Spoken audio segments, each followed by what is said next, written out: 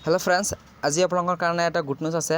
आज माननीय मुख्यमंत्री डॉक्टर हिमंत विश्व शर्माय तृतीय और चतुर्थ वर्ग कर्मचारी नियुक्ति राज्यिक आरक्षीर उपपरिदर्शक कन्स्टेबल नियुक्तिर बारे प्रयोजनीय सकल आनुष्ठानिकता आलोचना और चूड़ान्त भावे संश्लिष्ट বিষয়বগাৰ সৈতে এখন বৈঠকত মিলিত হয়।